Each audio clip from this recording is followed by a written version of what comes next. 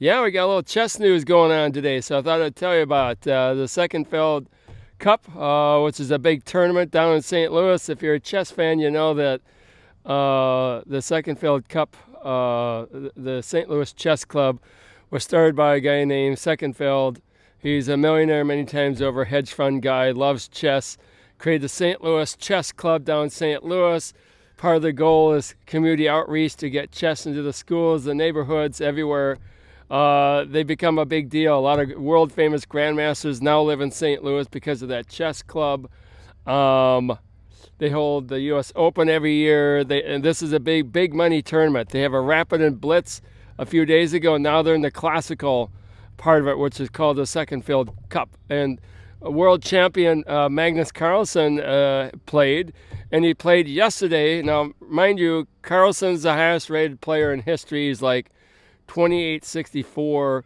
He's playing a guy, Hans Neimann, who's kind of a junior American player, who's rated like 2648. So you look at that. I did. I looked at the upcoming games a couple of days ago and said, oh, this is a cakewalk for Carlsen. He'll beat this guy with his eyes blindfolded, right? Well, guess what? Hans Neimann beat him. Quite frankly, if you look at the game, pretty thoroughly. Type of thing. I'll actually put a link to the game down below. So if you want to go through the moves, I'll link the game on chess.com. And you can see the game for yourself.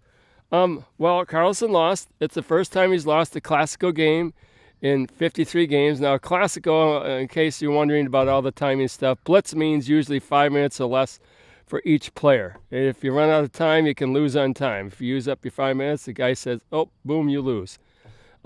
Rapid just means a quicker time control. Usually it's like 15 minutes, 10-second increment, or it could be a 25-minute per side game. Classical is the traditional game that can go on for each side has like 2 hours. Then there's a time control to get another hour. So those games could last 3, 4, 5, 6 hours. In fact, Carlsen and his opponent in the last World Championship last year, I still can't say his name, Ian Neposhimamedi. They had an 8-hour game. Go figure. Anyways, Carlsen lost first time 53 classical games to this young punk, American junior punk. And then he did something shocking today, which he has never done. He walked away from the tournament, said, I'm resigning, I'm leaving the tournament. And he put out a tweet, a very cryptic message that essentially is implying, at least everybody thinks it is, he's implying that Hans Neimann cheated somehow. Now, Hans Neimann, to be fair, said afterwards, he made this opening, G3 opening, one of his first. Carlsen made an opening G3. It means the pawn over here, he moves it up. Carlsen opened with a Queen's Gambit, but then did a hyper-modern opening, did a G3, moved the bishop over, which is unusual for that kind of opening. And he hasn't played it like forever. Well, Hans said, I literally studied that opening like yesterday, last night, so I was actually prepared for it, type of thing. When I look at the game, I don't think Carlsen played that brilliantly. There's some moves I'm like, well, why did he do that? But I'm a novice, so I'm not like a grandmaster that can see deep into these positions, type of thing. But the implication is Carlsen's withdrawing from this tournament because he feels something's not right.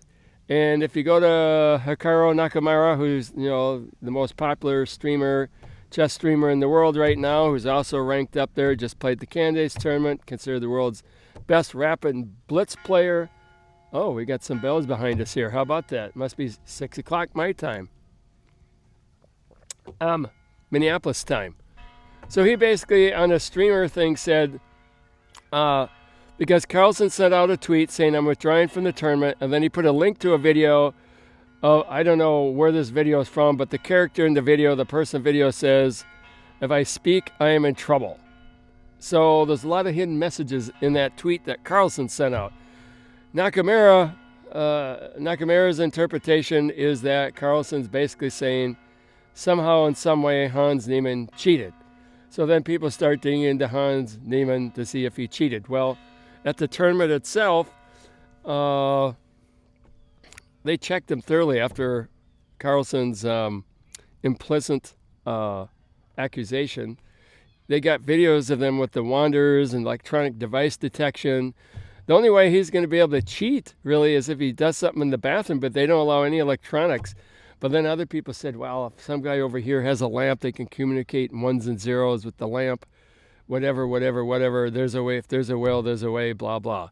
Now, interestingly enough, Hans Neimann was accused of cheating by chess.com, but I can't necessarily take it at face value. And according to the tweets, he was knocked off of chess.com.